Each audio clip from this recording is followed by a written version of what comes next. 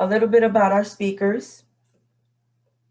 Joshua Roney is the Associate Director for Research Development at the University of Central Florida. The UCF Research Development Team is centrally located and assists faculty across the university. Joshua has a background in technical communication and has been involved in proposal support, editorial review, and resource development related to NSF CAREER and other funding programs since 2010. Stephanie is the Assistant Director of the Central Proposal Office at the University of Central Florida's Office of Research. Stephanie has been working in sponsored programs for 9 years with international experience in the public, private, and nonprofit sectors. Stephanie joined UCF in 2018 and is interested in finding innovative ways to advance pre-award research administration across campus. Josh and Stephanie. Celeste, thank you so much for that introduction. Again, my name is Josh Roney, and I'm with the Research Development Team in the Central Research Office. Our focus is primarily in pre-award support, so proposal strategy, finding proposals, finding collaborators, and resources to help researchers be as successful as possible in the preparation of those submissions. And so that'll be the focus from my side that I'll be bringing to the talk today. Stephanie? Hi, good morning, everyone. Welcome to FRAC 2021. My name is Stephanie Rodriguez-Macluf, and I am the Assistant Director of the Proposal Group in the Central Office at the University of Central Florida. So I will be speaking from a Central Office perspective today. All right, next slide, please. So just as an overview of what we're going to be talking about today, so we'll be providing some context information about the NSF Career Program and some approaches that have been applied at UCF over the last decade to support researchers for this particular program. We'll also look at the role of the UCF Office of Research in supporting those and administrating those efforts. We'll also be talking about importance and approaches to collaboration with other entities at our institution, just as an example, but also with external partners that make sense. We'll talk a little bit about success and about follow-on activities after we hit submit and hopefully after it's awarded. So let's start off with a little bit of background on the career program.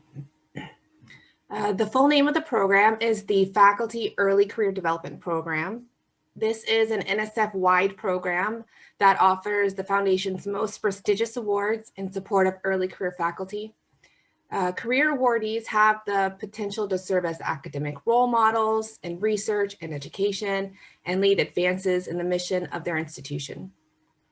Activities pursued by early career faculty build a firm foundation for a lifetime of leadership that integrates education and research. And some of the goals of the program are to emphasize the importance that NSF places on the early development of academic careers, in which the excitement of research is enhanced by inspired teaching and dissemination of new knowledge. Also, the career program aims to provide stable support to enable awardees to develop careers not only as outstanding researchers, but also as effective, committed educators. And finally, CAREER aims to encourage faculty and academic institutions to value and support the integration of research and education so that the process of discovery stimulates learning and assures that research findings are quickly and effectively communicated in a broader context and to a large audience. To be eligible for a career award, the PI must hold a doctoral degree by the proposal deadline, must be untenured, but on a tenure track, such as an assistant professorship, and they must be associated with an eligible institution. They must have both research and educational responsibilities at their institution, have not previously received a career award, and have not submitted more than 2 career proposals. So to encapsulate that, the way we perceive and present this and discuss this with our researchers who are eligible is that this is a prestigious program. This program, as you heard in the description earlier, these are identifying the future leaders and educators in their research areas, the people who are innovating in just phenomenal ways that haven't been done before. And in many ways, this may be a career-making effort. This is something that is sometimes a material benefit to promotion and tenure when they're seeking to cement themselves at a particular institution. And as we said before, this is a program allowing 3 tries, and we want to make sure that those aren't wasted. And so we want to provide some context about how we can make the best use of that time. UCF faculty members have been applying to the career program for quite some time. And through the years, there have been trends that pointed to sort of unnecessary gaps in the proposal preparation process. So with a strong interest to fill these gaps, our Office of Research began designing career-specific programs that support early faculty members to increase their chances of submitting competitive proposals. Josh Roney, my co-presenter today, is the current Associate Director of the unit leading these programs, which is called Research Development. Josh, could you please share with our colleagues about some of these gaps that your unit defined? So to put them into straightforward groups, the first gap that we identify that is really important to address is making sure that the researchers have adequate knowledge of the proposal support infrastructure at the university or at the institution where you're at. These researchers are newer to the location and they are bringing an expertise in their research area, but they maybe don't know what is available everywhere at their institution. And so making sure that is known at the development and planning stages is really critical, especially in the early proposal development stages. The next thing that we have here is the coordination of the research idea. So much depends on the researcher and their passion for the research that they're bringing to this. And they know that it's a novel research idea that has to be there, but also the way that this is conveyed is something that can be done with very helpful sounding boards. And so making sure the idea is getting adequate feedback from mentors or leaders who can help them to sharpen the way it is presented and the way it makes its way into the proposal. So we make sure that we focus on the research idea in the early stage. And a third element that we're going to touch on a little bit more is strategies for proposal development. So making sure people use the best use of their time on all elements of the proposal and being very intentional with that.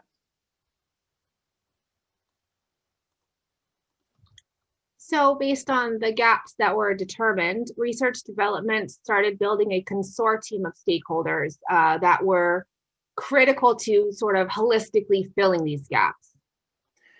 And this is an example set that is relevant to our institution.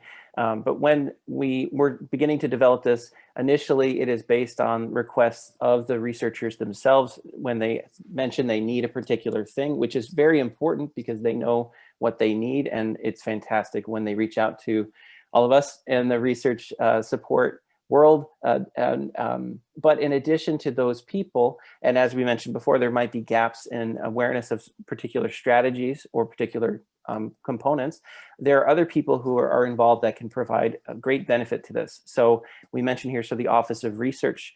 So people like Stephanie, who see proposals at later stages and make sure that these are compliant, that these are developed and complete, can have insight into what should have been known earlier into the stage and make sure that is conveyed earlier.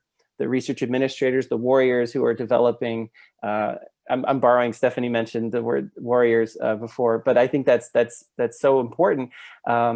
These are all of us who are working with them all along the way, have insights from an outside perspective, what would be beneficial to our researchers.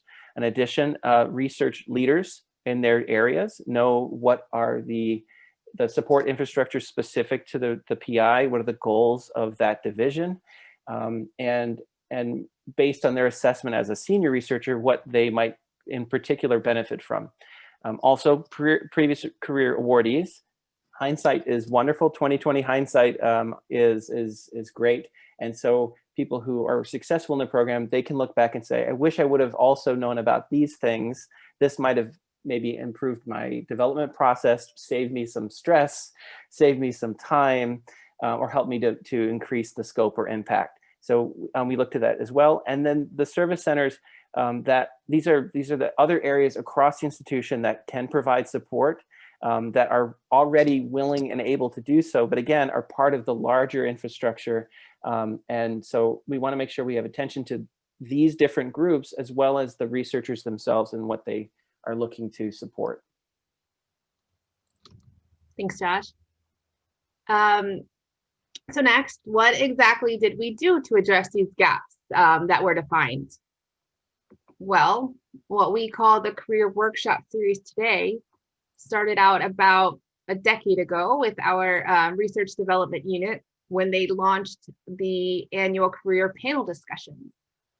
And these brought together previous career award recipients and aspiring career awardees so they could ask questions and share tips and best practices and just general advice.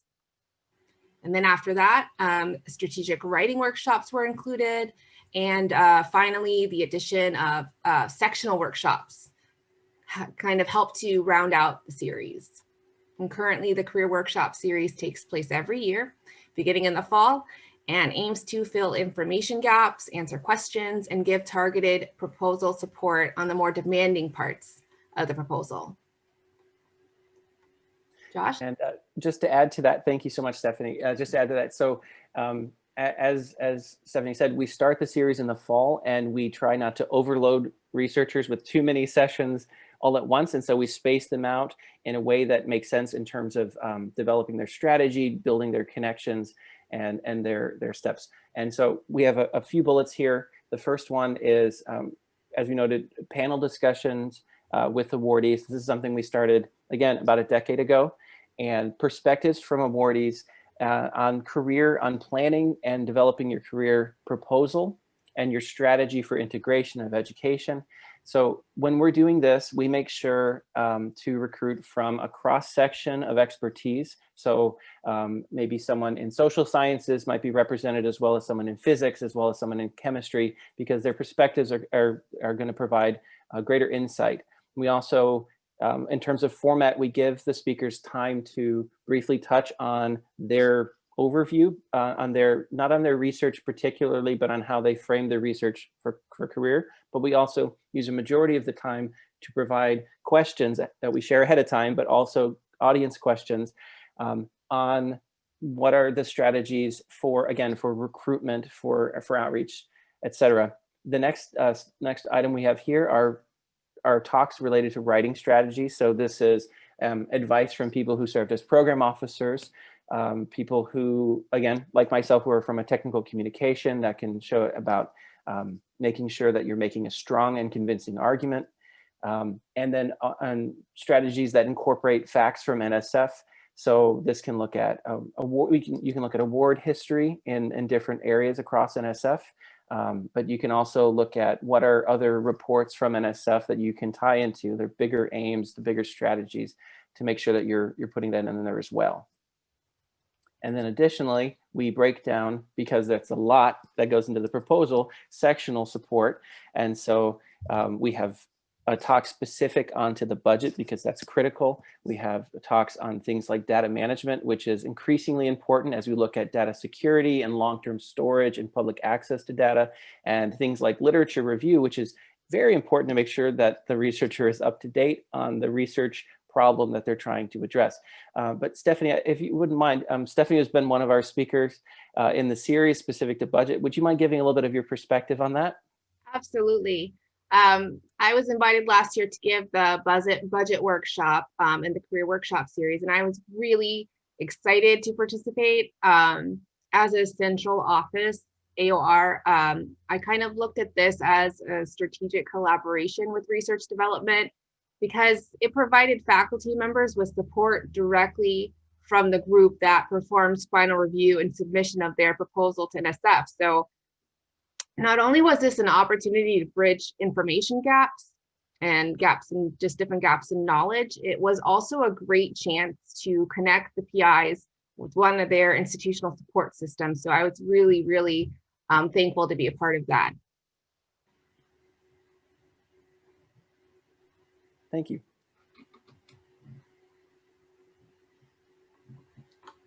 So the workshop series undoubtedly had a great impact on our experience with the career program. Faculty members were more confident, received a lot of the targeted support they needed to submit competitive proposals. But our leadership felt we could still go an extra mile to support these junior faculty members. And so in 2018, the Office of Research launched the Career Mentorship Program to run in parallel to the workshop series.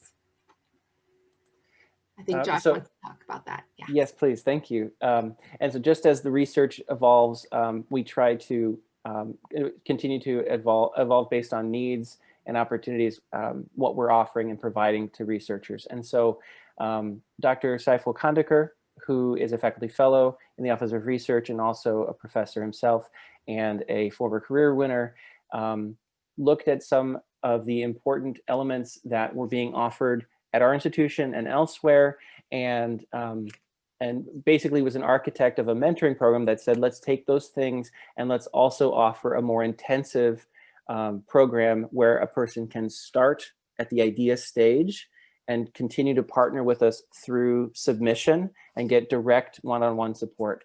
And so I'll talk a little bit about a few of these bullets here. So the first one we have, where it starts with is making sure we have one-on-one meetings.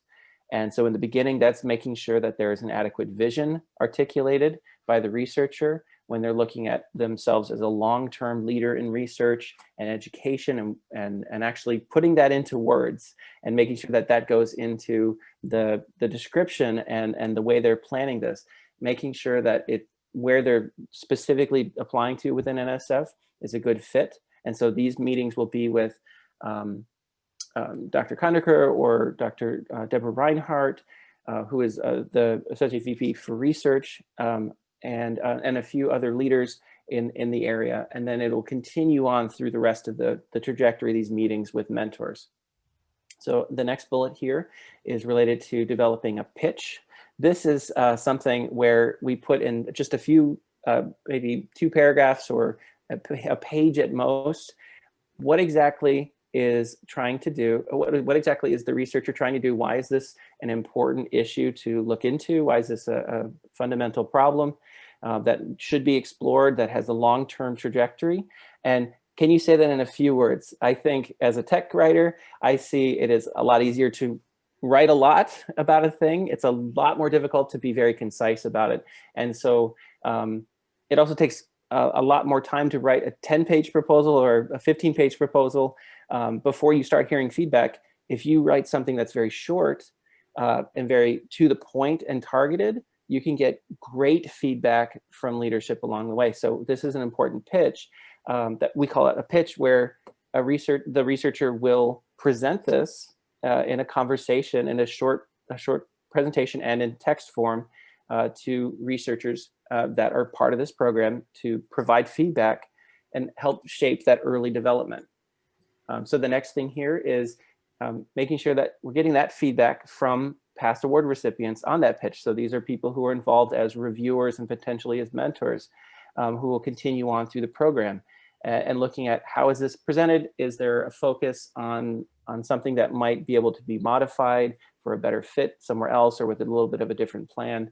And so this is something that is maybe a bit intimidating or a bit intense for researchers being able to say this, but this is also something that it is so valuable, and the people who go through it find it to be very enlightening to see what I thought about what I like and how I conveyed it and what I need to do to make sure that my enthusiasm is clear and is impactful.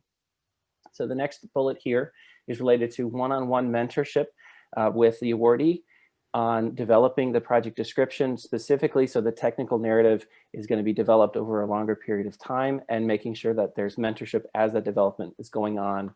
So at different stages, not just at the beginning and then good luck, not just at the end and I hope you did the right things, but along the way.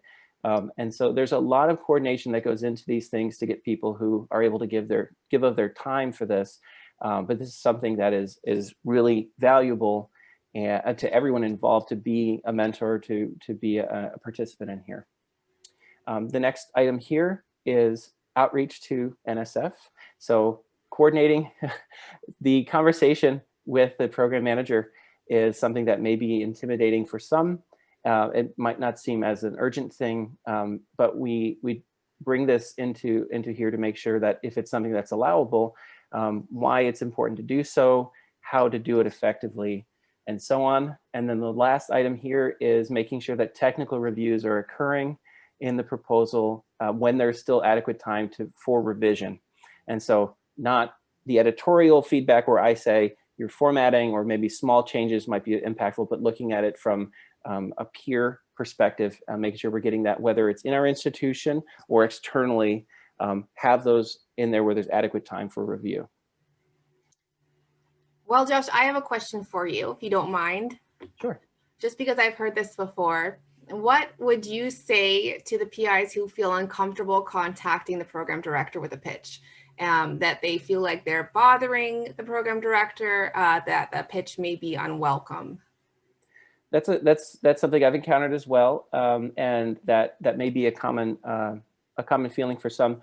I would just first note that the general guidelines for NSF Career encourage people to contact their program officers with questions, but I would also, in that conversation with the researcher, I would say, let's look at the specific area that you're submitting to, and make sure that they don't have specific language discouraging people from submitting.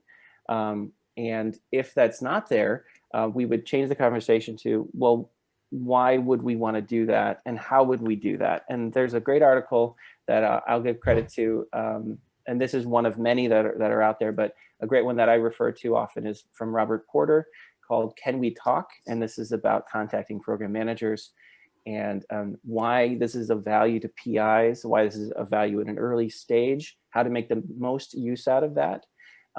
And then the last thing I would say is, if we put it in the context of the researcher, they're often also teaching and they have office hours. And so if a student were to call you during your office hours, you probably would be able to help them. If a student showed up at your office, you probably would be able to help them. But if a student contacted you ahead of time with specific questions that they would like to follow up with you with a specific sort of meeting where you say, these are the things that I'm planning to do. I want to discuss maybe possibly strengthening my fit with this area at NSF, making it more competitive. If you have that preparation that's reached out ahead of time and it leads to a conversation, I think it would be very impactful. And usually that conversation with the researcher through those things can help with some apprehension. Great. So now in your journey to establish your own method for supporting your faculty members' career proposals, we wanted to share some example stakeholders that may represent a value add to your faculty's proposals. Now, these examples come from UCF, but I'm pretty sure that you have most of them, or they exist in most locations, at least some or most of them. So let's start at the beginning. We have the UCF library, and working with your library can really provide invaluable support to your PIs as they work on their literature review for their project idea, as they cite their references. And I know the Career Workshop series, I believe, has a whole session with the library on the literature review and these things. So that would be definitely great collaboration to have early on. And next, we have the peer group at UCF. This is the Program Evaluation and Educational Research Group. So this is one of our shared service centers on campus. You may or may not have access to a center like this, but if you do, it's really also very helpful to kind of work with a homegrown group that will help you, or in the same institution that will help you set up the evaluation factors for your proposal and your program. Next, we have the Office of Diversity and Inclusion. It goes without saying that finding ways to integrate diversity and inclusion into your PI's work will help set them apart with NSF. And the same is definitely true with a career proposal. They focus on it. Next, we have our College of Communication, Community Innovation and Education. So working with your College of Education can help with design of some of those transition to education aspects that are focused on in your PI's proposal. Next, we have our Office of Undergraduate Research. This can be important for your PI. Many PIs are looking for undergraduates to support their research and join their team. So connecting with the Office of Undergraduate Research can help when searching for rising stars, let's say. Next, we have our College Research Administration. And as Josh mentioned earlier, and I want to reiterate, these are our warriors. Many of you are listening today, and you are often our best link to the faculty members. So the College Research Administration serve as invaluable partners in building a successful career program and submitting a successful proposal. So connecting with them early on is your best bet. The Graduate Research IT group over here at UCF is also extremely important collaborator. So your IT experts will be a great resource for your PIs as they consider the need for cloud computing or long-term data storage, creating their data management plan possibly. So that's something to keep in mind. Next, we have our UCF STEM initiatives. So your universities may already have strong STEM programs, and your faculty can consider building on these programs in their career research. Instead of, starting from scratch, they can work on expanding something that you already have. So that's also something to keep in mind. And then we wanted to include the possibility or keep in mind external groups that may be helpful with your PI's career proposals. So considering, for example, the strong focus on integrating research and education, a great resource could be your local school system or other local education centers. I believe Josh wanted to expand a bit on this bullet. Josh? Thank you, Stephanie. Yep. So these are just two of many examples that are available. But I obviously many of our institutions, our researchers will collaborate with school districts in their area, and I think this is great. And when we're thinking about standing out among other submissions and having impact, there are some really creative ways to involve schools. So there's obviously going to the classroom and presenting a talk to students, which is great because it can get them excited about research that's happening right now. This is research that they will see as they'll be involved in it when they continue on into secondary school. They'll be able to maybe be future researchers to continue on from there. There's also approaches to involving teaching the teachers to maybe adding it, incorporating it into their curriculum, or having experiments or involvement in the research in the classroom, which will help to drive inspiring the next generation of STEM researchers. And that being sort of the part of a goal of this is just the excitement that the PI or the researcher is bringing to the research, helping to inspire them with the same sort of excitement or wonder over the phenomena that they're looking at. Another example we have here is the Orlando Science Center. And there are similar areas, museums and science centers potentially where you are. And this one is interesting too, because this is specific to the public. This is not to students, this is not to educators, to researchers exclusively, this is to the public. And is there possibly an exhibit or talks that can be shared specific to the general public to help them learn more about what's going on? And cutting edge science being shared with the public is exciting. And so thinking about what external groups make sense to add and partner with is so important. And so time dedicated to that and to having discussions about that with peers and to see what's been done effectively or what could fit with the research is really important. Thanks, Josh.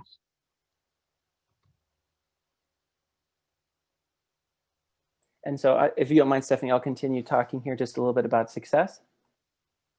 Thank you. And so at the early outset, we talked about gaps that we identified that we noticed from hearing back from our researchers, from encountering requests from them, from talking with the infrastructure on campus that was supporting them, mentors, researchers, previous awardees. The areas of the knowledge of the infrastructure was really important, that the coordination of the research idea was really important, and that strategies for proposal development were really important. And so one level of success I want to just note is that we saw those gaps, they were identified, and then we developed and continue to improve and adapt our plan for addressing those gaps. And so we're providing help to a spectrum of researchers, people who have specific needs that fall into those areas of those gaps areas. And again, those things continue to refresh as agency guidelines shift. We also had a success in the mentoring program, and this is again, this was something that was beneficial to everyone who participated in it, because if it led to a submission, that's fantastic. And we had a record number of awards for our institution last year to NSF Career. And we're so excited, and we celebrate that with our researchers, but also people who went through the process and determined it wasn't the right time for them to submit to NSF Career. It was still a helpful process, and it was feedback that was shared. It was still a beneficial process to go through the rigor of developing the idea and the plan and cultivating it for a submission to NSF. So it was beneficial to people who wanted to go through that process. I would also, of course, want to stress that, as I mentioned earlier, that the researchers deserve so much credit, and the most credit for the success in career, and our strategies would not be effective if the researchers didn't have passion for what they're doing. They didn't have enthusiasm for cultivating these meetings, these opportunities, and applying them into their research. So they deserve so much credit for being the reason we can celebrate their successes. They are great, and so we want to support their success, and so I want to make sure I give them a lot of credit. And then I'll mention two specific success notes. We had a person who had gone through some of our support opportunities some years ago that had been submitting. They submitted twice, and they were on their third try. And this person took advantage of something we were able to pilot when this was being offered, was actually sending a cohort to NSF, coordinating a series of meetings where people who were intending to apply, who were preparing for those meetings, actually went to NSF and had those scheduled meetings with the program manager to go over those things, which is so intimidating. Think about the conversation being intimidating. Think about actually going there face to face. And so this person actually took advantage of that, and took advantage of technical reviews, making sure that everything was done in a timely way. And they were very happy to say they were successful in their third try. We also had another researcher who joined the mentoring program, and they joined being very discouraged at the outset that they weren't getting positive initial feedback, and they weren't sure if they were going to be able to be successful with the program. And they were heavily involved in all the steps through the mentoring program, the things that we lined out there. And they were also able to, after going through, they were able to be one of the winners that we were able to be celebrating last year. So again, a lot to point to for success. The gaps met, the people who were able to participate and serve as mentors to improve our culture at the university, and then the specific winners as well. Thanks, Josh. All right, so let's talk about some follow-on activities now. what happens after your proposal is submitted? And for many of you, that's the end of the road. However, for a forward-thinking program, the work doesn't stop there. So we've listed some ideas for possible follow-on activities if a proposal is awarded or even if it's declined. At UCF, these activities are carried out by our research development unit. So let's get started. If awarded, consider reaching out to your PI, see if they need any help, support connecting with partners, or do they need help organizing a kickoff meeting? Make sure your awarded projects are highlighted through your institution's media outlets and on your website, because it's such a great success and we really need to recognize it. Next, to support your future proposals, proposers, ask for approval to use awarded proposals as an example in your forthcoming career workshops. You have to work on building your institutional library of resources. And finally, recruit those awardees as future mentors or reviewers in your institution's career program. And now if declined, your proposer may still have 1 or 2 opportunities to submit a career proposal. So mentoring can absolutely continue. They can work on tightening those parts of their proposal that may have been seen as a bit weaker. You can use your feedback from the NSF reviewers to support that. And then finally, you could consider a reboot. Josh is going to talk more about that, so reworking that research to respond to similar opportunities or other sponsored programs, as well as career. Josh? Thank you. So regarding that last bullet, we call it a proposal reboot, and it's not exclusive to career, but it's something that we do offer if an applicant to career is not selected, whether or not they have an additional try to career. That's something that we want to offer. And we call it reboot because it is, that's just, we thought that term was a bit more inviting than, try again or resubmit or where are you going to submit now? And so a reboot just is a general term for it. But obviously a researcher who gets a decline notice from NSF and feedback to why they didn't get selected, that can be very discouraging, and that might encourage a researcher to give up on their idea and just kind of say, I'm just going to move on to a different thing, and it's very frustrating. And so the way we approach proposal reboot is we coordinate meetings with people who are senior leader researchers, people like, again, Dr. Deborah Reinhardt is a good example. She served as a program officer at NSF for 2 years.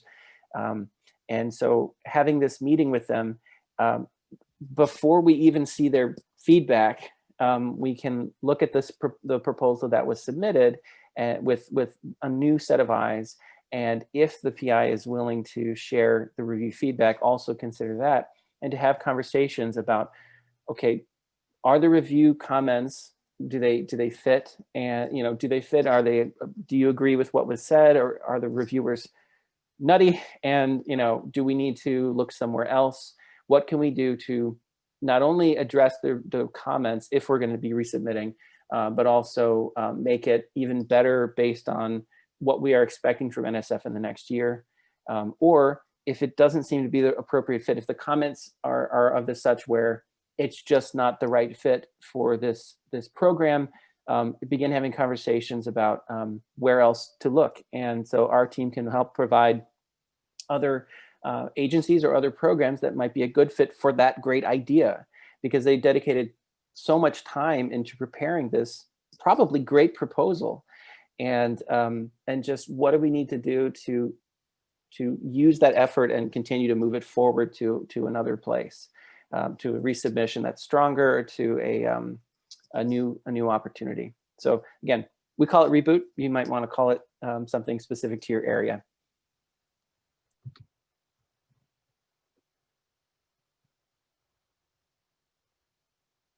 Okay, so what we'll do now is we'll just provide some tips here for proposal review. Some of these things touch back on our earlier elements, but I think it's nice sometimes to see things.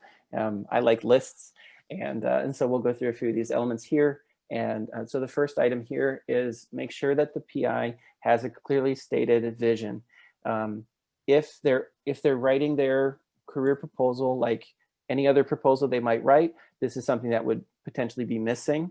Again, they need to write this both from an area of exploring an idea where maybe they won't know what's going to happen with it, but that same proposal has to have milestones. It's for a set amount of time with set constraints, but it also should contribute to something far beyond the completion of the project.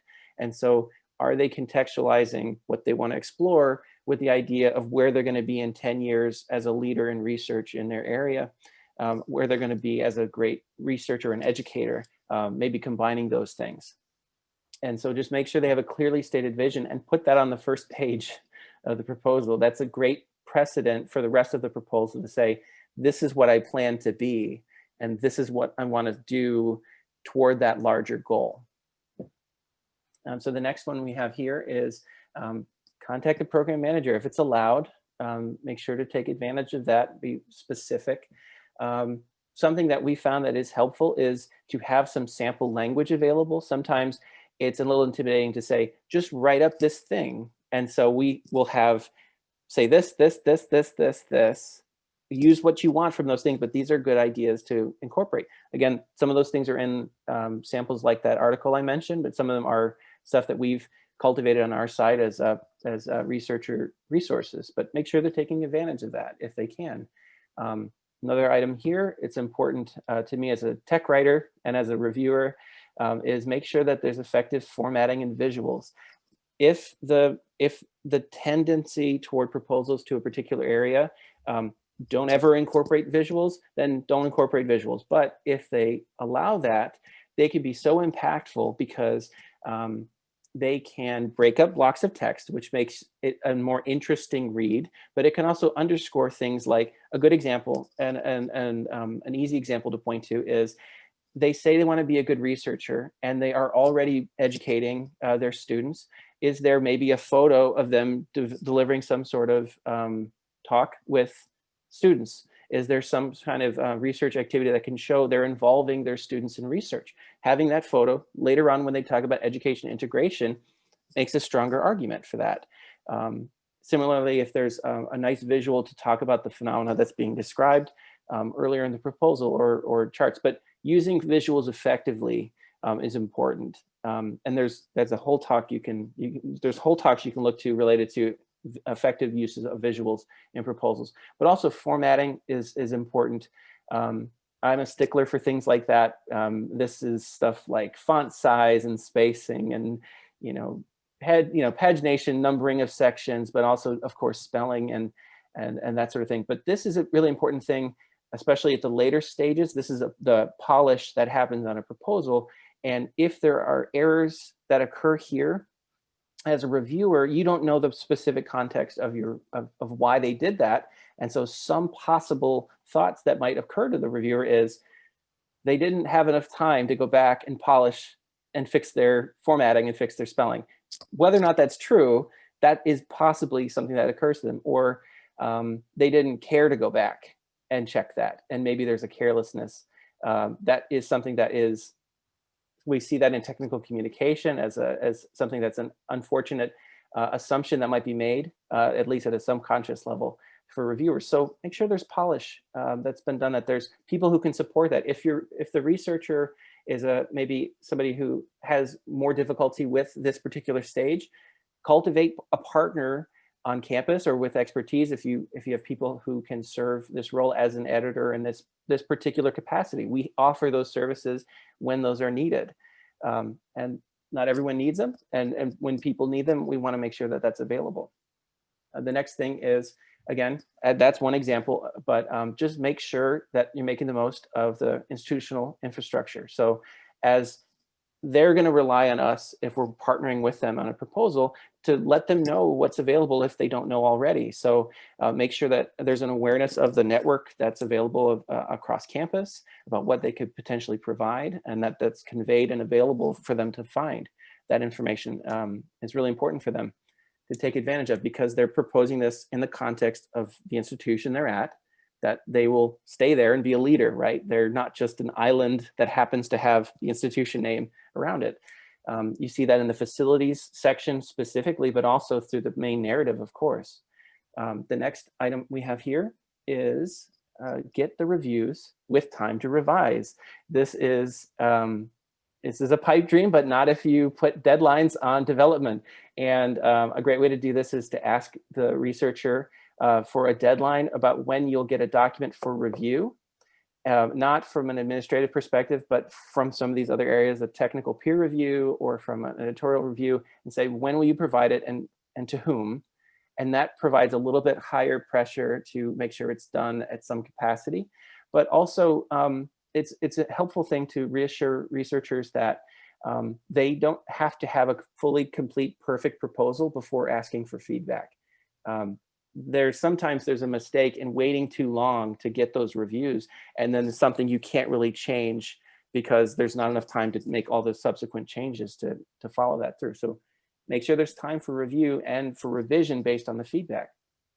And that leads to the last item here is time management. Make sure that they know time management is so important to preparing this. This is why we space out the talks and the resources throughout the year for our researchers, but they can focus on different things at different times and not rush things at the end, and then those things feel rushed or underdeveloped.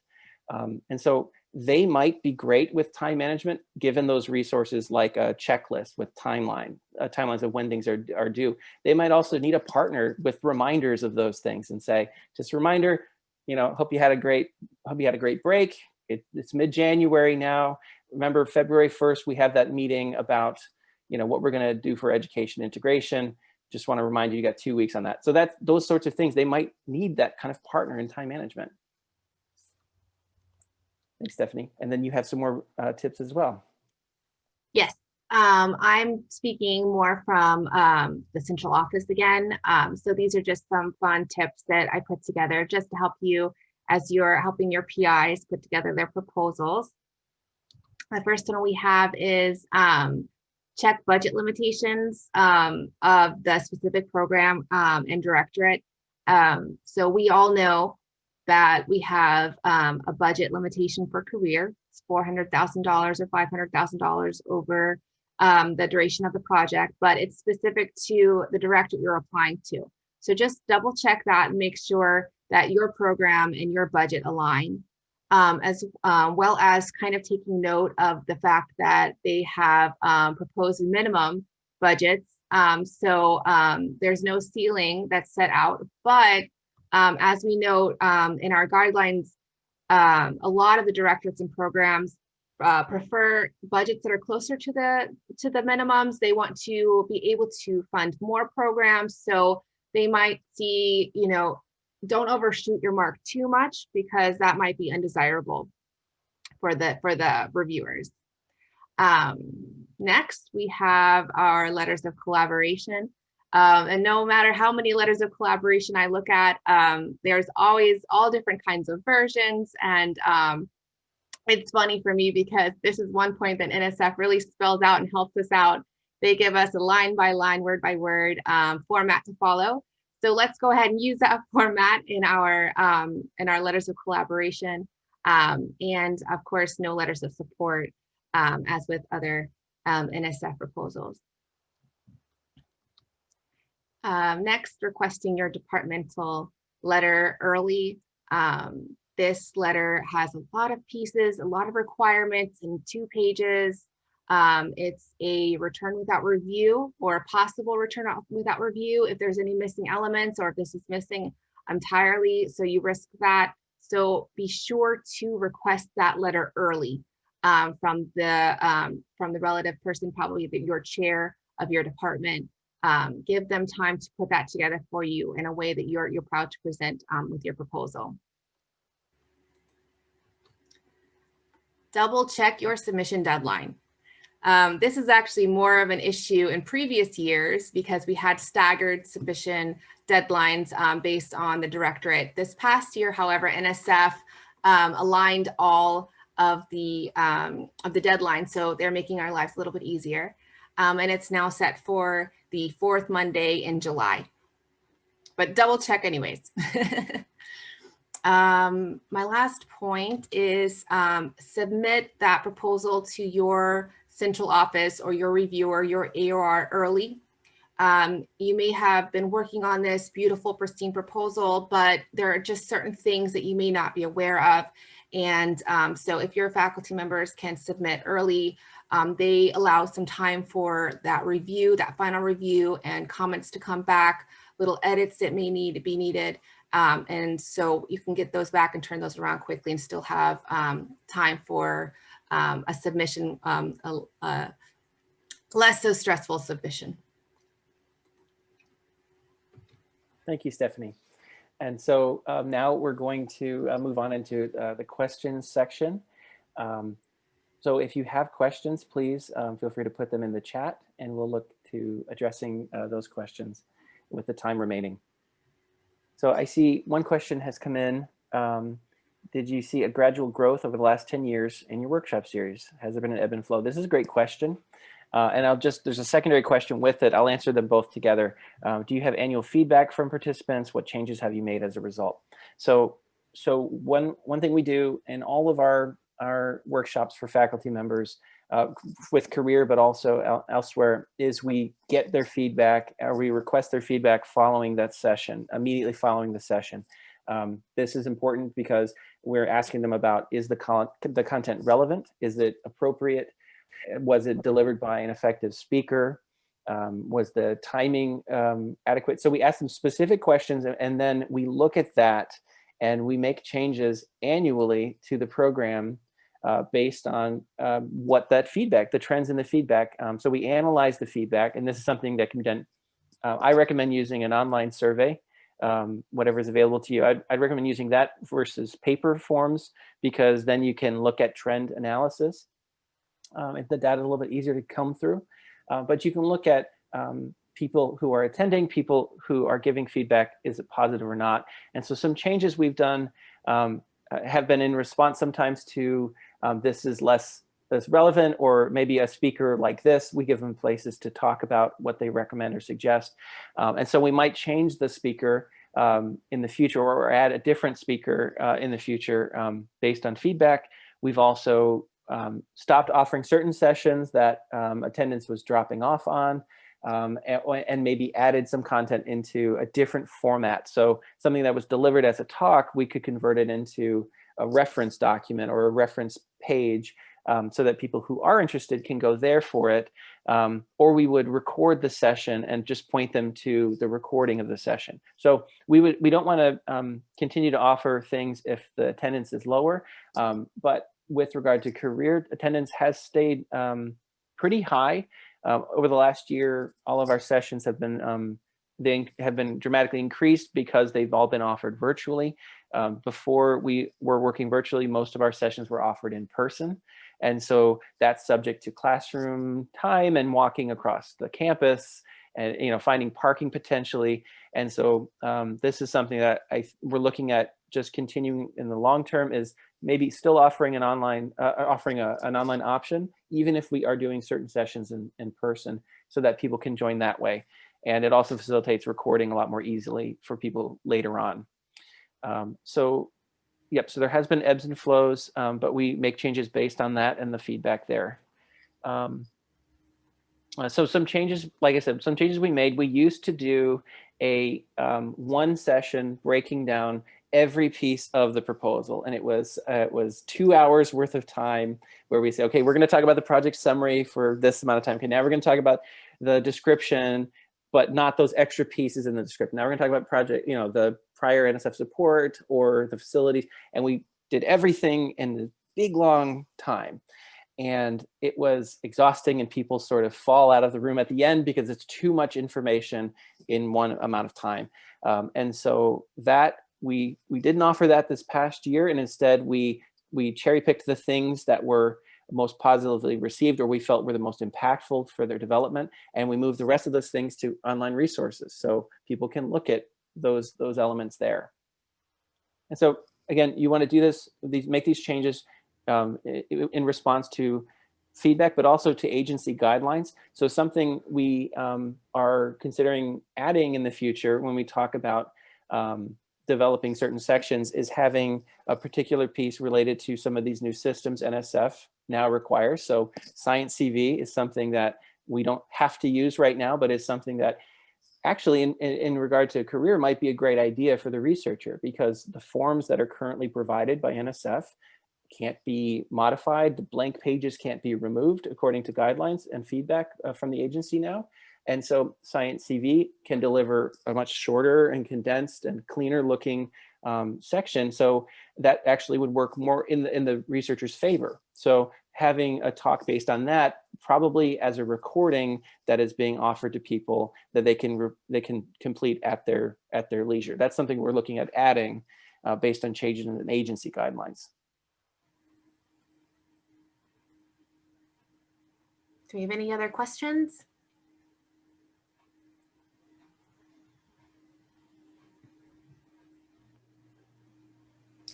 Okay, if there are no further questions, this concludes our session on NSF Career Supporting Development of a Successful Proposal.